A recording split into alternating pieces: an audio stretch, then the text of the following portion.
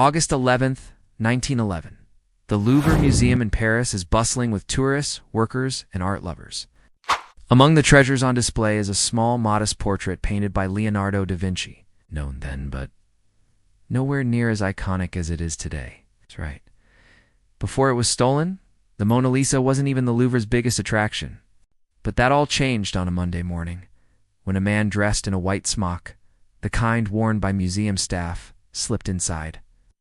His name was Vincenzo Peruggia, an Italian handyman who had previously worked at the Louvre. He knew the museum's layout, and more importantly, he knew its security flaws.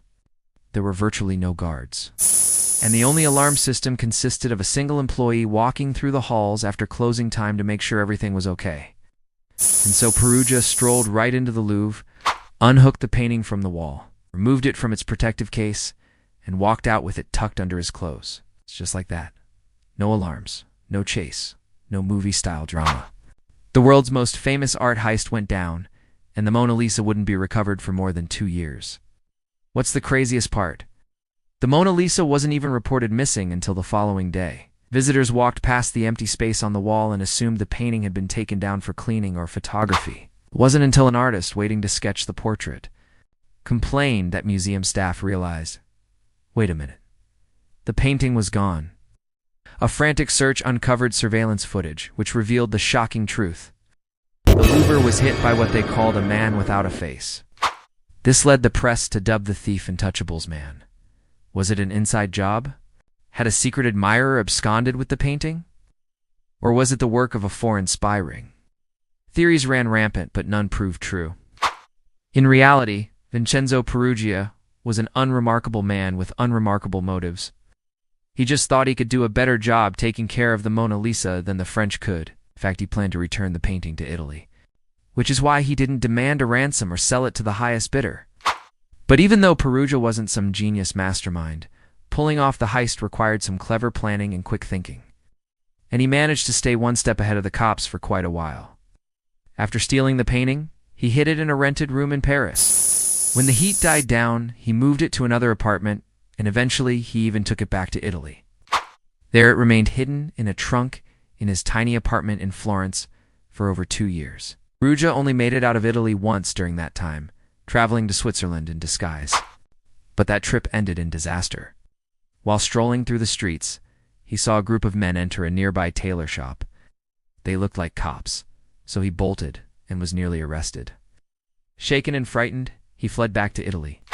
He could have gotten away with his crime too, if he hadn't been so proud of his accomplishment. Eventually, he wanted to show the Mona Lisa to someone, so he reached out to an art dealer in Florence named Alfredo Gericonti, hoping to sell it to him. Gericonti was a shady character who dealt in stolen goods. He was also Peruggia's downfall. When Gericonti saw the painting, he instantly suspected it was the missing Mona Lisa. Afraid of getting mixed up in such a high-profile crime, he contacted the police and set up a sting operation. When Peruggia brought the painting to the art dealer's office in December 1913, he was promptly arrested. The Mona Lisa was returned to the Louvre and placed behind bulletproof glass. Overnight, it became the most famous painting in the world. It was this very heist, and the media frenzy around it, that turned the portrait into a global icon. As for Vincenzo Peruggia, he only served a little over a year in prison. In Italy, many saw him as a patriot rather than a criminal. He was even interviewed about the theft, but he never revealed where he'd hidden the painting for fear of being sent back to prison. One thing's for sure, though, without Peruggia's audacious crime, the Mona Lisa might still be languishing in obscurity.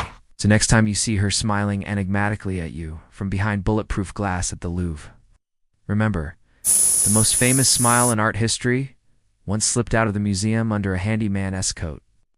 And hey, thanks for watching.